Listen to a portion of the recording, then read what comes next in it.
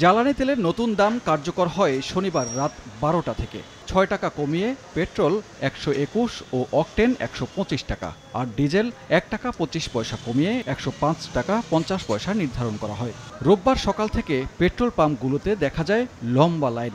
দামের এই সমন্বয়কে ইতিবাচক হিসেবে দেখছেন ক্রেতারা। এখন কমছে, তবে বাট চেষ্টা রাখতে হবে যে আগামীতে আরও কমানোর জন্য। শুধু তেলের দাম কমালে হবে না, তেলের সাথে যেসব জিনিস মনে করেন জড়িত, যেমন পরিবহন খরচ, তারপরে গাড়ি ভাড়া, এই খরচগুলো কমাইতে হবে। ডিজেল দামটা মনে করেন যে ১০০ টাকা অথবা ১০০ টাকা একটু নিচে হলে সবচেয়ে ভালো হয়। তারা ব্যবসায়ীরা যেভাবে দেবে ওইভাবেই তো আমাদের ইউজ করতে হবে।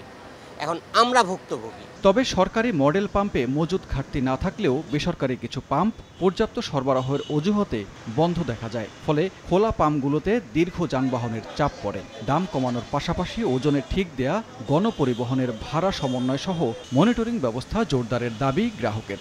যখন ৪৬ টাকা একসাথে তেলের দাম বার হয়েছে তখন সব পাম্পে তেল দিছে, এখন ৬ টাকা কমাইছে, কোনো পাম্পে তেল দিচ্ছে না। আমরা ভুক্তভোগী। আমরা ৬ টাকার জন্য আমরা সবাই ৪টা ৫টা করে পাম্প, এমন কোনো ছেলে নাই যে বাইকওয়ালা নাই যে 4টা 5টা পাম্পে যায় নাই। রাস্তার এপাশে আরও 3টা পাম্পে গেছি, তেল নাই।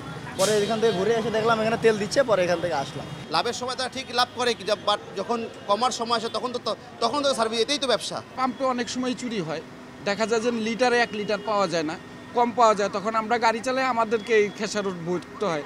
দাম কমার খবর আগে থেকেই জেনে যাওয়ায় মজুতও করেছেন কম, যার প্রভাব পড়েছে পাম্পগুলোতে। শুক্র ও শনিবার ডিপো থেকে তেল সরবরাহ বন্ধ থাকে, তাই নতুন দামের তেল আসলে সরবরাহ স্বাভাবিক থাকবে বলে জানান পেট্রোল পাম্প কর্তৃপক্ষ। তেল শেষ হয়ে গেছে, মানে আপনার শুক্রবার শনিবার ডিপো কিন্তু বন্ধ থাকে।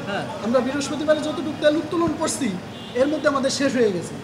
আজকে আবার তেল আসলে তারপরে পাবে, তারপর তো আমরা দিতেছি। মাসের প্রথম দিকে একটু চাপ থাকে পেট্রোল পাম্পে, আর যেহেতু একটু তেলের দামও কমেছে, গাড়ির অনেক প্রেশার আছে দেখতে পাচ্ছেন, বাট সাপ্লাইতে কোথাও কোনো ঘাটতি নেই।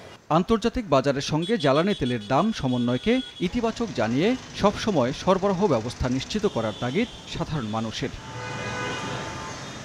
সানবীর রূপল, সময় সংবাদ, ঢাকা।